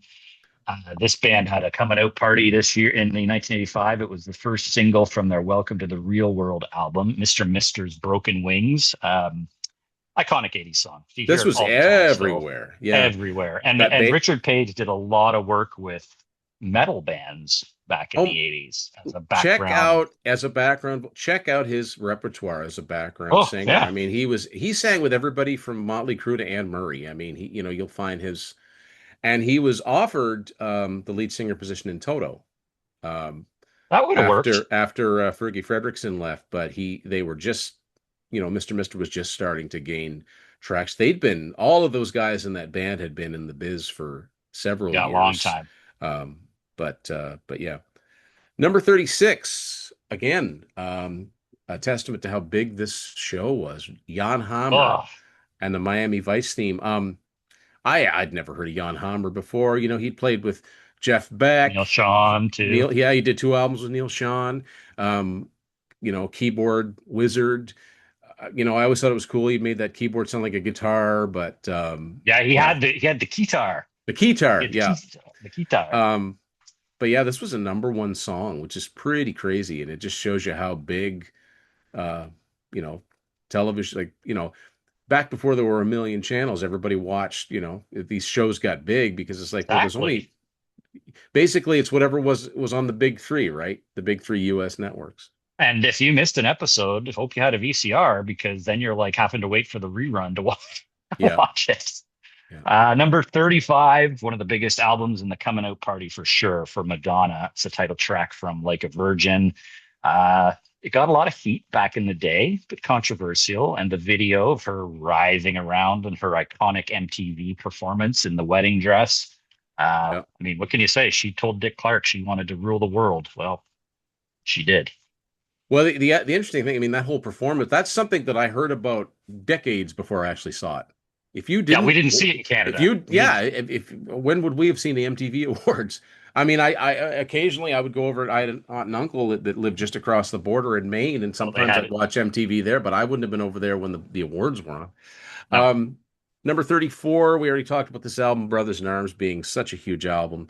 Dire Straits, Money for Nothing, oh, maybe the most popular video from the 80s, other than one of the Michael Jackson ones. thriller. But Yeah, right behind all of the trilogy of Michael Jackson videos. But that was a groundbreaking video for the this song too, right? animation, the combining, it would cut to a screen and there's the band on stage. And And that also guitar riff. also that guitar riff I think fooled a lot of people, myself included, thinking that Dire Straits were a heavier band, and they're really not. Correct. That's a Correct. really that guitar riff is like that's total Billy Gibbons. That sounds like a ZZ Top riff You're right. more than just about anything Dire Straits ever did. And I've never yet heard any guitar player play it right. Only Mark Knopfler. It's Only Knopfler. so there's not a lot of notes involved, but it's the timing, it's the fingering. Uh, I don't know how to. I've looked at the sheet music. I can't or the tablature. I can't figure it out. I don't know what he's doing. I I'm couldn't tell not you. even going to try. At number 33 is a song from one of the biggest bands of the early 80s. And a lot of these Yeah, bands of this ilk, shall we say, they ran into some hard times in the video era. And this is REO Speedwagon, the massive hit from their album Wheels Are Turning. The first single was Can't Fight This Feeling, the ballad. But they kind of post this album started to have their downturn along with lots of the Styx, Journeys, yeah. etc. of You this know, type of it's classic sound. it's nobody's fault if you're not photogenic, but Right. Kevin Cronin was just not built for the video age. No. He great No. singer. I mean, look, this is one of the prototypical power ballads of the 80s. Oh, totally. It's a lighter waver. Huge song. And yeah, it first probably the first I'd ever heard of this band. I don't know if Yeah, me too. I don't know that I even knew like Take It on the Run or High Keep on. Infidelity. I don't even Yeah. think I knew any of those songs at this point. This was the first thing I'd ever heard by them. Yeah. Yeah. Number 32, this was the third single from their album Make It Big, which was an enormous album. Um, Wham, Everything She Wants. This was, you know, I can picture the video, black and white video. Yep. It was like on stage stuff, and then the close up of George Michael singing, and yeah, I think this was another number one song. It doesn't get I the believe so. airplay that the first two singles did for No. some reason, but it's just those were so iconic. But yeah, And if you get a chance, watch the Wham documentary. yeah, It's outstanding. Outstanding. Number 31, band that had been around for what, since the late 60s. I'm talking about 68, Chicago. 69, I Yeah. think. Yeah, And this was from their Chicago 17, and they went definitely with 1982's 16. They went much more pop commercial with David Foster coming on board. You're the Inspiration. This yeah. song at 31 was a might be their biggest hit. terms of chart position, Yeah. but just a massive, massive song. Became a wedding song, Yep. one of those songs. One thing that's very strange about this, and I saw it on the top of Much Music one time, is that Peter Cetera in this video has a shirt on of the band Bauhaus, Well, that's which was completely very dark. Was it gothy. Peter Murphy was the singer, and then I think Yeah. the band Love and Rockets spun off from Bauhaus, but they were very goth, like Oh sort of like yeah, that band totally. Killing Joke and like Joy Division, all of that whole goth scene. But he must have been a fan. He's got their shirt on, and it's like I think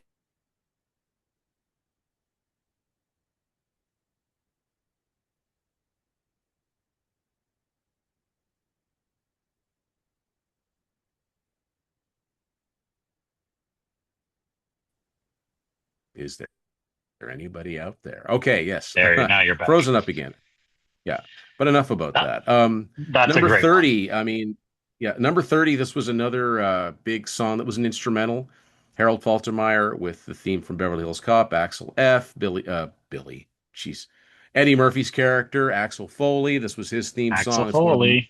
most iconic synthesizer riffs maybe of all time. You've got a Oh, lot of totally. singles with the rainbow MCA logo, and I like how the sleeve blends into I the record loved it. itself. It Yeah. does, and look at that. I bought a lot of singles at Wilco, Tim. two dollars and Wilco, forty yeah. nine cents. Man, yeah, I I remember worked going to there Wool. later, but Oh, that's funny. Yeah, no, I yeah, remember Woolco very, very well. In the States and in the UK, it would be Woolworth. Same Woolworth. company, I That's think. right. Yeah.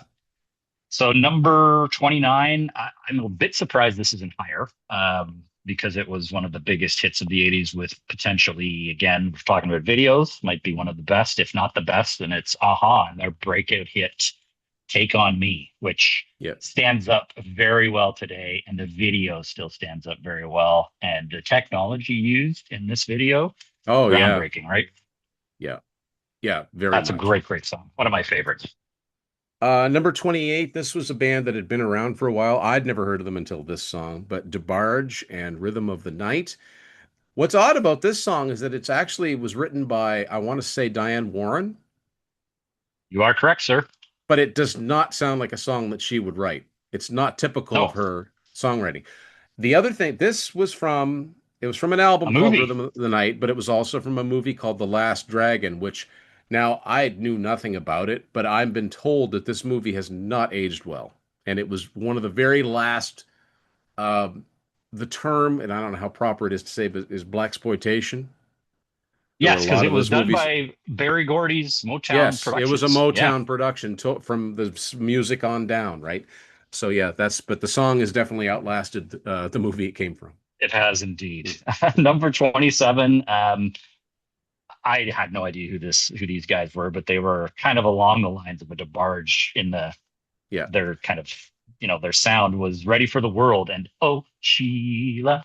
yeah, That's great all I'm song. gonna say. Okay. This was their first single, first album, and it went all the way to number one in the States. Anyway, very Prince-like in the vocals. I think I've always Yes. thought it was a nod to that. But yeah, great catchy song. Um, Oh number boy, here we 26. go. This Uh, Oh man. Two rock I legends. And this song, I believe, was tied to Live Aid. I oh, think the proceeds from this single I went to believe so. but Mick Jagger and David Bowie doing Martha and the Vandellas dancing in the street. Only 3 years after Van Halen had a minor hit with it, but this was a That's top right. 10 single. But I mean, I don't think everybody talks about the video and like Oh yeah, that's why I'm um laughing. but anyway, here it is, number 26. Number 25 is a song that I think is very unfairly maligned. I don't know why. Yeah, this song is like the most hated song, the worst song. Right. I can think of plenty of songs that are worse. There's a lot of worse songs, but this is Starship, who evolved from Jefferson Airplane to Jefferson Starship to just Starship with the Yeah. great, great, great Mickey Thomas, who Oh yeah. sounds amazing. We Built the City. Like, this was a massive number one hit Yeah. and gets a lot of hate, as I mentioned, which undeservedly Knee so. deep in the hoopla. Yeah, it's a bit cringy lyricy wise, but that's got that great middle break with the DJ coming in and synth So heavy yeah, and sometimes that's funny. That's one of the first times I ever heard a song that had that, and sometimes you didn't. You just had like the instrumental, and then sometimes would looking out over the Golden Gate Bridge, like it's like the another rapid sunny fire. Saturday. Yeah, the station I that love it. rocks. Station that never stops. Yeah, I'd never heard of Jefferson Airplane well, no, no, Nope. no, no, no, no, no. That's not true. Well, my I knew, parents had the album. The I knew, albums. I knew the song "No Way Out" from Jefferson, which is a great song. I don't know if I And put it Jane, together. It was years before I heard that. That is a great uh, song, and so is great "Find song. Your Way Back." Um, Mickey Thomas still sings good. Like that guy's a He freak of does. nature. Now Yeah, I he's had amazing. I never thought I would say this. I actually saw this song done live 3 years ago, not by Mickey Thomas though, but by David Oh, Freeberg's version of Jefferson Starship because they opened for Night Ranger then Bret Michaels right. when I saw that show. But I mean it's cheesy, but it was 1985. Right. Not everybody can, Right. you know, song was written by Martin Page and who else wrote this? Or was it Yeah, just Martin Martin Page? Page for sure. Yeah. I know Martin Page and Bernie Taupin wrote These Dreams. Oh, yeah, no, you're right. Bernie Taupin did play into this, I believe. Yeah. So Yeah. two huge hits for those guys. Like, Yeah. not that they hadn't had hits, but anyway. Um, yeah, number 24. This Oh, this was like love it. the cool video of the summer of 1985 for me. Yep. Duran Duran, View to a Kill, of course, from the James Bond movie. I like that picture sleeve. That's very cool. Um, It's yeah, very cool. number one song. The video's kind of cool how they incorporated all the band members, Yeah. into That's sort of Spies. as spies. Simon Le Bon. Mr. Le Bon. Um, and yeah, it was the number one song. Really, it was the end of an era for them. It was the I was last just gonna say last this song was that the the the original five yeah. guys were up for many, many years. But yeah, great song.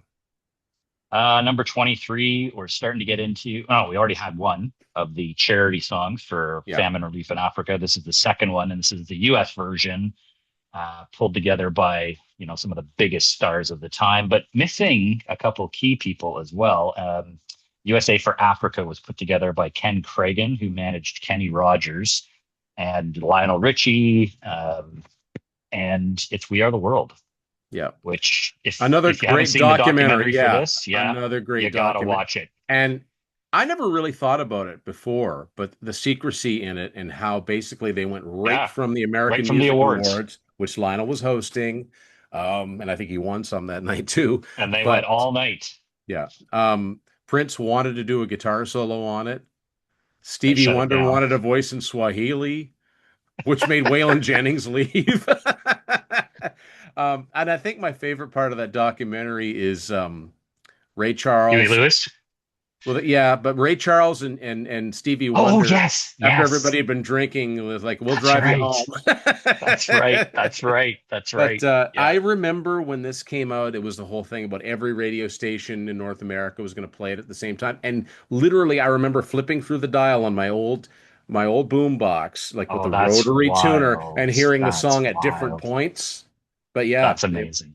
yeah. So there you go. Very And cool. we get, oddly enough, well, maybe not. There's another song yet to come. Number 22. This was the first of several hit Hmm. singles from No Jacket Required. This song was everywhere. And when you think Everywhere. about it now, I mean, it's a good song, but it's very unassuming. It Very. didn't bust the door down, but it's Phil A Collins. surprising first single, I think. Yeah, but it worked. Phil Collins, One It More worked. Night, very sort of mellow ballad, low key saxophone at the end of it. So good. And So good. it was huge all over the world. It was the first thing he'd put out since Against All Odds. So it's like all eyes were on him. And yeah, I mean, this was the start of all of those hit singles. Yeah, And there were many. Number 21, we're back into movie soundtracks, and this is probably maybe the most iconic one on this chart I think so. from an Yeah, iconic movie, The Breakfast Club, and this is Simple Minds, Don't You Forget About Me, which yeah. to this day remains a favorite of mine. Written by Keith Forsey. And was it originally planned for Billy Idol to sing this? Yes, yes, it Okay, was. that's He what I does a thought. He version eventually later. did it. Yeah. But Yeah. yes, you're right. He had the opportunity and for whatever reason passed on Was he in Bangkok at the time? No, that was later. it. Maybe. Yeah. Okay. Next up, number 20. This was a huge song, number one song. Paul Young, another artist whose most of his hit songs were covers. I didn't realize that at the time. I guess he was an interpreter, but great R&B pop singer. Every Time You Go Away, cover of a Hall and Oates song, which I didn't know about at the I time. didn't know either. Yep. It was, I don't think it was ever a single for them, but I think it's from their album Voices from 1980. I think he changed it a little bit, or they changed it a little bit, the arrangement of it, but it was a huge song. And this was his second album. It was called The Secret of Association. He'd already had a minor hit Yes. with Come Out and Play, or not Come Out and Play, Come Back and Stay, Come Out and Play. Yeah, Paul Young, Twisted Sister. I get them mixed up all the time.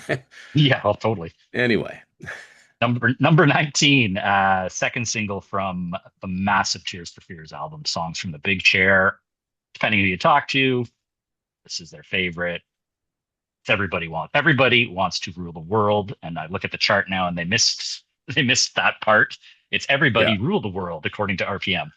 I But think that this is if another you iconic song. if you look in between the States and Canada, I think that the order these singles were released in was flip-flopped. This was the Oh, first one. Yeah, this was the first one. This came out in like spring '85, and then by the late summer, another song we're going to get to was in yes. this, but in the Canada it was the other way around.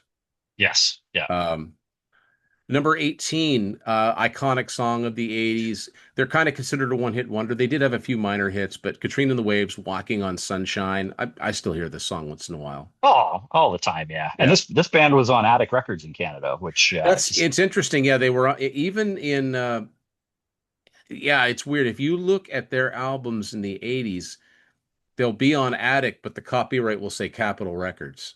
hmm, It was just there was a different arrangement made. Yeah, an but they got arrangement made. Yeah. but I think it's because they got onto them first in Canada before the US did. Exactly. Yeah. Exactly right. Yeah. Number 17, I played this thing nonstop. Speaking of Bangkok, Yeah, speaking of Bangkok, Murray Head, and I got yeah, the 12-inch single, definitely the One Night first in song. Yeah, Bangkok. definitely the first song I'd ever heard from a musical. Yeah, this is from the musical Chess by the ABBA guys. Yeah, and I didn't know They that wrote for it. many years. That yeah, Benny and Bjorn. Yeah, I couldn't tell you to this day. I don't think like Chess, I don't think it got big, wasn't as big a musical as some others, but the video for this one too is another iconic 80s. And Murray Head just kind of like talks It's through almost his it's almost a rap, but almost, it's almost, not I quite. mean I think I bet you most people our age could probably gun to their head recite the whole thing. Absolutely. You know, that's where I learned who Yul Brynner was. That's right. Um, okay, so number 16. This is, yeah, I'm not surprised to see this where it is. Oh, Dead or huge. Alive, You Spin Me Round Like a Record. Now, this is one of those odd ones that peaked at number 11 on Billboard. I could not believe that wasn't a top five This single. I was couldn't not believe it was a top top 10. 10 single. But I think maybe That's a the show. charts were jammed that week. But I bet you Yeah, it's could be. another example of a song that some of the songs that charted higher aren't as well known today. This is still, I mean, this is iconic. People still know this song. You know, younger generations know this Oh, song because it's been I love it. sampled and yeah. A stock Aitken Waterman Aiken Waterman. production. Yeah, I saw an interesting documentary on them too, and realizing how many Oh, songs they had a hand in, and the realizing hit when you think machine. about it, oh yeah, those are similar. I just didn't think of it before. That's right. Between Bananarama and Rick Astley, and yeah, yeah, They were the hit machine. Number 15. So this is the highest charting of the charity famine relief singles, and it's appropriately enough RPM. It's the Canadian yeah. version of the famine relief, and it's by Tears Are Not Enough, put together by Mr. David Foster. And this is my original single, again, Bought It Will Go, and it's got all the signatures on it of everybody that Does that say participated, which Eugene is Levy in the middle of it? it does. I That's think it. he's in So the yeah, I think he's yeah, in the there video. there's a ton of like actors and musicians uh in this too, not just singers. Yes, there exactly. And this, quite honestly, of the three songs, this I think is the best in terms of Well, I mean, this could have been I song. mean, this could have been a Brian Adams. I mean, didn't he co-wrote didn't, wasn't this like Adams, Valance, Foster? Yeah, I'm just gonna. Yeah, it was. So it was Music Foster, and then Adams and Balance wrote the lyrics. Yeah. So this is one like this one did not get the play in the States that either No, USA for Africa or Band Aid did. This was for those that don't know, this was the Canadian response. It is on the USA for Africa, the We Are the World album. And this featured, the top biggest Canadian artist of the time. talent Yeah, of the time.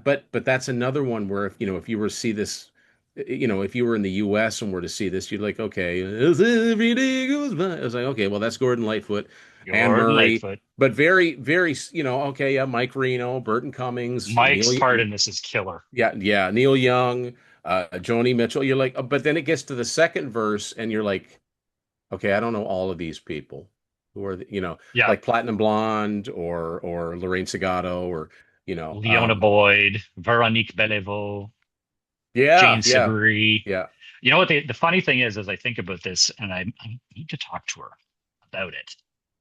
I was always surprised that Lee Aaron was not part of this project, just in terms of her vocal ability. They did right. do a metal. They did later a metal kind of charity thing in Canada that, Oh, the Kick-Axe one, yeah, the Little Help that from My was like a, Friends. yeah, it was a Yeah, charity-ish yeah, thing. she But was on it, and Rick Emmett, and yeah, yeah, I'm surprised that she wasn't. No, she was you, metal at the time, but maybe that was it. But well, maybe she was in Europe on the road. she might have been because '85 It's was the Call of the Wild yeah. release. So Um, I'll as ask her. it's funny because they would go on, as you know, to be one of my all-time favorite bands. But I remember when I first heard Geddy Lee, I was like, that guy's got a weird voice. Exactly.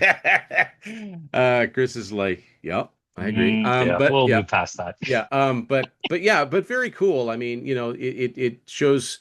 Hopefully, people watch the video now and go, "Well, I know a lot of these singers. Who are the rest Yeah, of them?" And maybe educate themselves. I'm surprised exactly. Gowan's not on this, but That's again, a good point. you know, uh, The Honeymoon Suite guys, exactly. they were huge at the They time. might have been on tour. It might just Yep, not have been possible. Helix, yeah, and I mean they were metal, but they were big that at they that were time. big. Yep. But there's only so many. But it really it does as far as like Canadian singers that were huge um, globally. You do cover really. There's not too many that you can think of that. Yeah. Maybe a little surprised Gino Vanelli's not up. But then again, the more you read about it, there's more people in the background that I realized were on here than got a lead vocal. You know what I mean? Yeah, very true. Who is the guy at the end of that song? And I'm not even going to attempt to hits a super high note. Um, Oh, I know. I can it picture. don't really I show in the picture. video. You can really only see the guy with his mouth wide open in a pair of headphones like this. But it's like, who the heck is that? Yeah, is that? I'm looking at the Leroy. I can't remember make out his Leroy last name on Sibbles? this. That's it. Is it that him? I think that might be him. I thought Leroy he was a. Sibbles. See, no, I thought he was a saxophone player, but I don't know. Okay, his signature's on the front here, but I know Yeah, I know exactly the scene you're I talking think about. Paul Hyde is in the Yep, background somewhere. he Yeah. is. He is. Yeah, Yep. so which means probably means Bob Rock was involved in some level, whether So, musician or production or both. well, get this. Look who gets credit for the title: Bob Rock and Paul Hyde. It actually is spelled out here. Title: Bob Okay, Rock, Paul Hyde. and I also see the French lyrics are by Yep. Rachel Paymon, Rachel who is Jim Paymo. Valance's wife. Oh, I had no idea. Yeah. Amazing. All right. Very cool. Yeah. Moving on. Number 14. This was a huge song from a Oh, I huge love this movie, one song. of the big Brat Pack movies, John Parr. St. Elmo's Fire, usually subtitled Man in Motion. I can still remember, you know who I mean by Rick Hansen?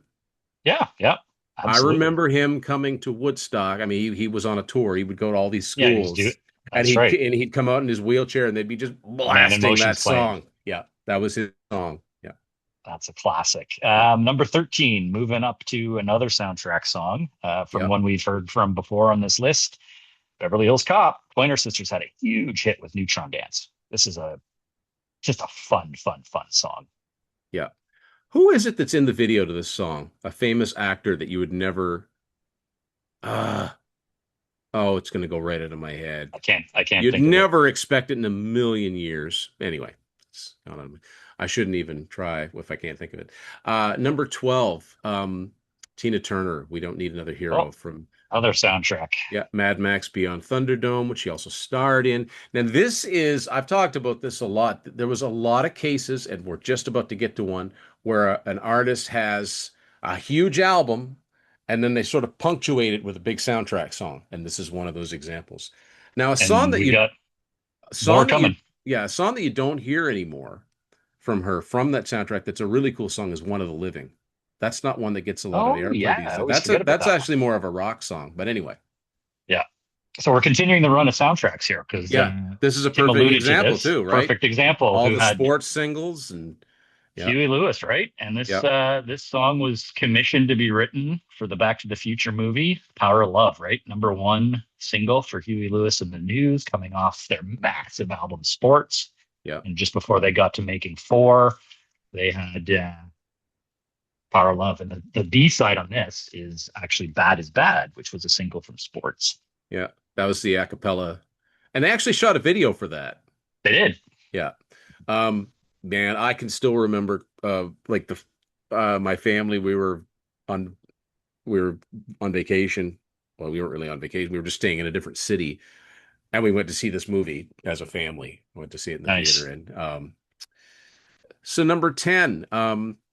Now, Another movie. as big a fan as I was of him, I never liked this song. It was just too adult contemporary and too mellow and too slow. Yeah, I never cared very for this much so. song. Um, so number 10, another song from the movie White Nights. This was like there'd be a theme and then there'd be a love theme, and I believe this was the love That's theme. right. This was the love theme. Phil Collins and Marilyn Martin with Separate Lives. And Marilyn Martin had a minor hit on her own in '86 with a song called Night Moves, not to be confused With with a Bob Seger. very disturbing video. Oh yeah, yeah. Kind of a cool, more of a rocky song, right? Um, and I do believe that Separate Lives was written by Stephen Bishop. Mm, So that's some songwriting, which is weird because I mean Phil had plenty of hits on his own, but it's almost like yeah, exactly. can you get in the studio and make a few more bucks? Oh, sure, why not? Absolutely.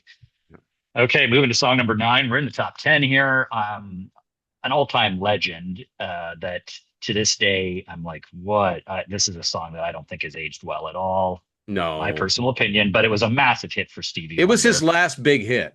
Yeah, Yeah, part-time lover. Stevie had some big hits in the mid 80s, and well, there's another one that I can't stand that everybody knows about, but which I don't I know. I think think it was tarnished one of the his, biggest songs from 1984. But you go and listen to yeah, Stevie's like 70s stuff, it's brilliant. it is. Especially when you realize that he probably played most of the instruments himself, like all the Right? keyboards, all the drums, bass, like yeah. Um, the other thing about Part-Time Lover that I didn't is one of those things that I read. I'm like, how did I not notice that before? On the da da da da da da da da. Da-na-na-na. That's Luther Vandross. Oh, It's like, how did? Well, of course it is. Listen to it. I just figured it was Stevie. Anyway, so number 8, this was the first song I ever heard from this group, and this was the first single in Canada because I think of exactly. like winter into spring '85 when I remember seeing this video all the time, Yeah. up on the mountain and then in the studios. Tears for Fears and Shout, great song. Um, Great guitar from Roland Orzabal, Yeah. that guitar solo and the drums, like it's a great song. It's a More classic. yeah, more aggressive than Everybody Wants to Rule the World, but no Yeah. less, no less, Yeah. pop appeal. And that intro, right, is just so iconic. Yeah, yeah, Oh, yeah, so good. But number seven. So we're back to movies again. And yep. a little bit surprised. I mean, this was a huge hit, but I would have thought something from her or Live Like a Virgin album would have been bigger. But Madonna had a massive hit with this song from the Vision Quest soundtrack, Yep. which is one of the best soundtracks of the 80s, by the way. This Yep. is her ballad Crazy for You. And the video immediately comes to mind of her singing it in the bar, Like nightclub right? or It's all whatever. Yeah. smoky Smoky. Yeah. nightclub. Yeah. Yeah. And it's this slow, just kind of a It's favorite Madonna song of it's mine. kind of a power ballad when you think about it. Yeah, it Like is. it Yep. could easily be given a power ballad treatment. Yeah, Vision Quest was a big soundtrack. It had Journey. It had Uh, well, Madonna had another song on it too, Gambler, but I don't think that was a single. Sammy Hagar was on it. Dio Yep. was on it. Hungry Dio for was on Heaven, it. which makes no sense. But yeah, it is interesting that right in the middle of that run of like a Virgin single, she had like a bonus number one song. And she had another song from a movie that Sarah and I talked about as being like, we ranked it as the best known song from the 80s that did not hit the Billboard Top 40, and that would be Into the Groove because it wasn't commercially released as a single. That's the Right. only That's right. because I remember looking back. So wait a minute, where's Into the Groove in her list of hits? From Desperately Seeking Susan. Everybody knows that song. Yeah. Um, Interesting. at number six. Now this is not one of my favorites. It's very mellow. No, This is another no. wedding song.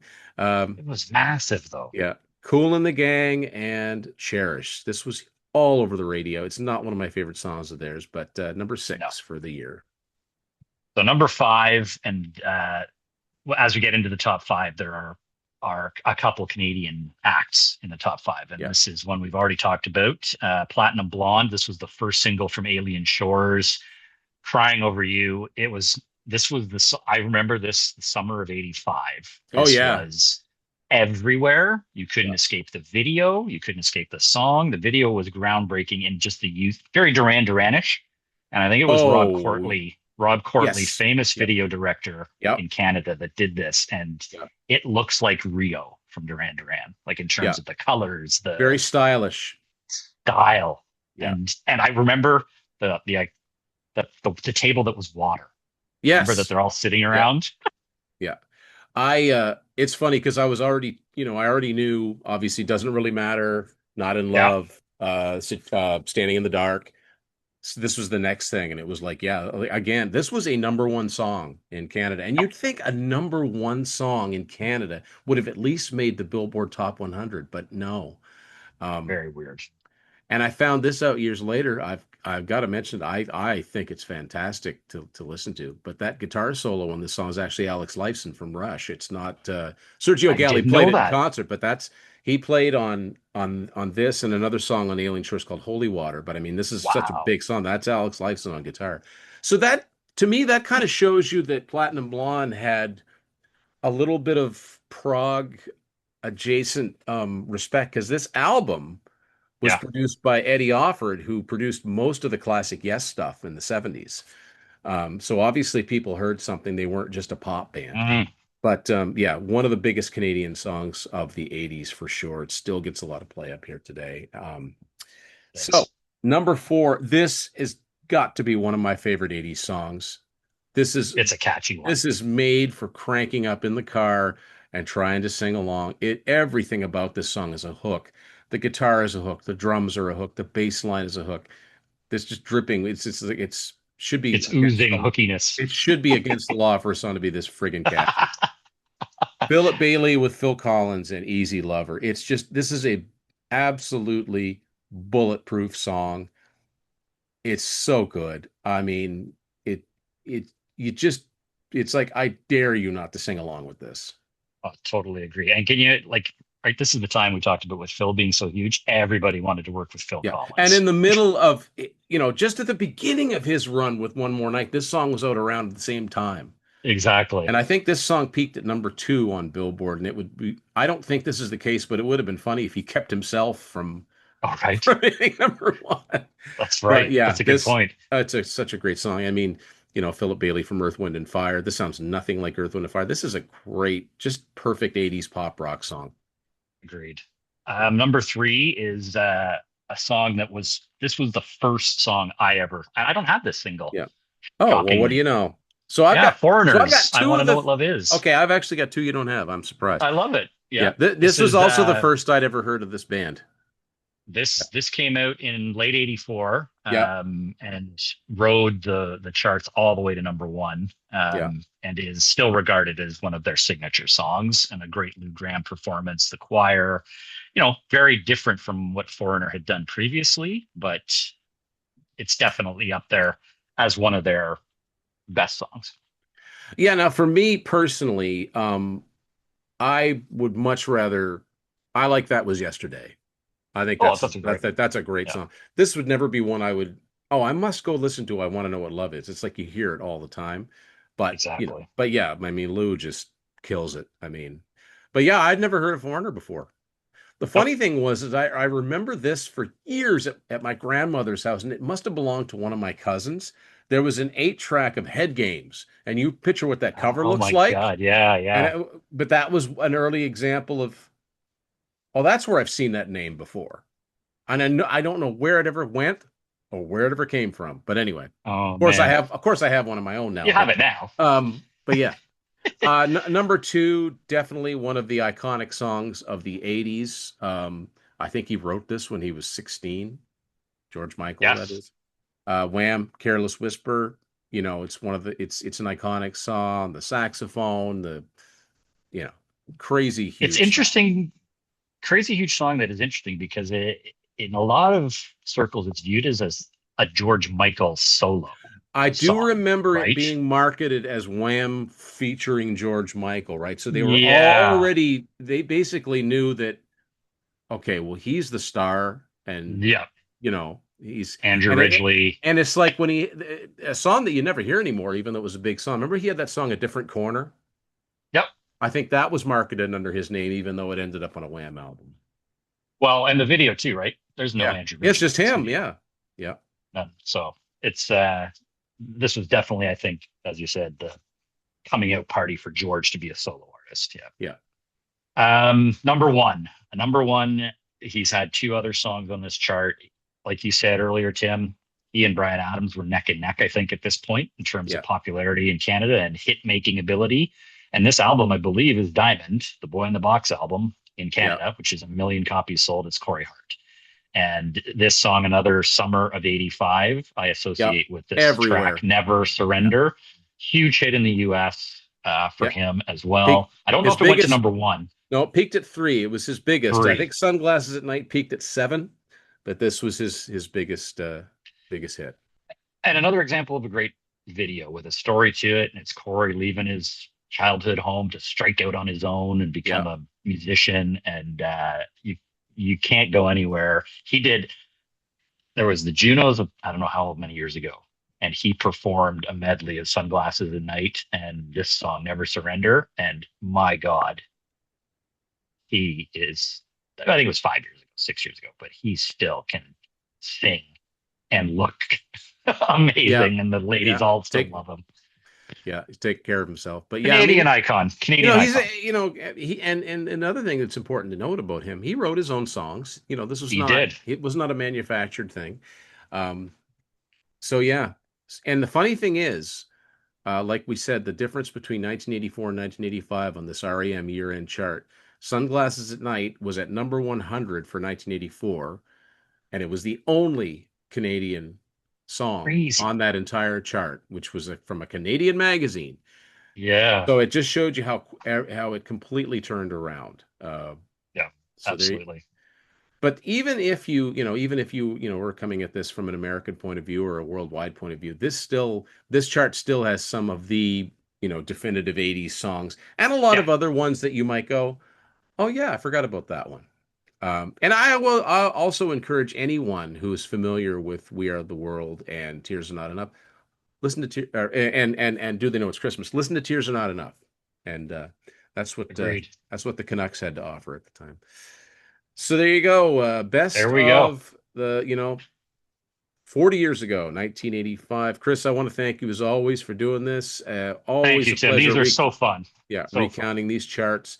What are some of your favorites on this chart? What are some of your favorites that you're surprised that you're not seeing? And Yeah, yeah, let's let us hear it. know in the comments. And thanks everybody for watching Tim's Final Confessions.